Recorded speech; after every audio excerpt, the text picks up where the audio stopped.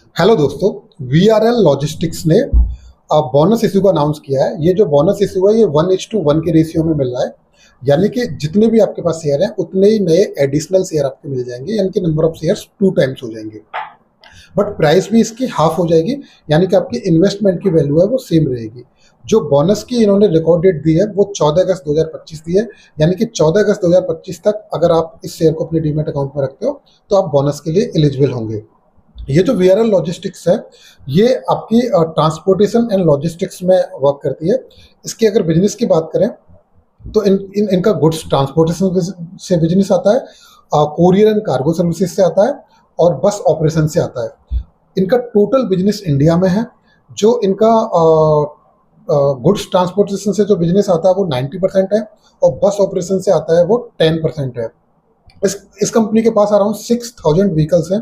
इसको Limca book of records भी मिल चुका है नंबर ऑफ व्हीकल्स के लिए, एक सिंगल प्राइवेट कंपनी को इंडिया में। अगर इसके स्टॉक परफॉर्मेंस की बात करें तो 1 ईयर में इसने 5% का रिटर्न दिया है, 3 ईयर में इसने 9% का लॉस दिया है स्टॉक में और 5 साल में इसने 275% का रिटर्न दिया है। इसकी इस समय जो प्राइस है वो 557 रुपये है। 52 वीक लो गई थी वो 433 रुपये गई थी और 52 वीक हाई गई थी वो 649 रुपये गई थी।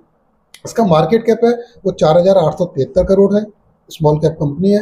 ROE 16 है, PE 22 है, इंडस्ट्री का PE 45 है, EPS 25 है और कंपनी अच्छा खासा डिविडेंड देती है। डिविडेंड यील्ड 2.69 है।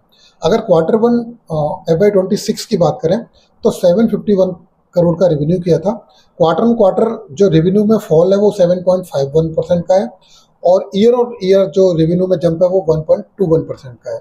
अगर प्रॉफिट की बात करें तो 50.04 करोड़ का प्रॉफिट किया था। क्वार्टर प्रॉफिट में जो फॉल है वो 32% है और ईयर जो प्रॉफिट में जंप है वो 272% का है। अगर लास्ट 5 साल का रेवेन्यू ग्रोथ की बात करें तो अराउंड 9% है। अगर 5 साल के प्रॉफिट ग्रोथ की बात करें तो अराउंड 4.5% है।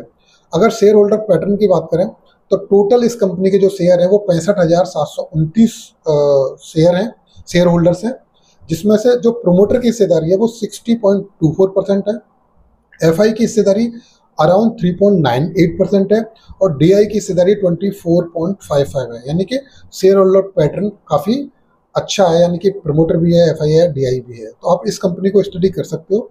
कोई बाय एंड सेल रिकमेंडेशन नहीं है। कोई भी डिसीजन लेने से पहले अपने इन्वेस्टमेंट एडवाइजर से बात करें, उसके बाद ही कोई डिसीजन लें। अगर वीडियो अच्छा लगा हो तो चैनल को सब्सक्राइब करें, वीडियो को लाइक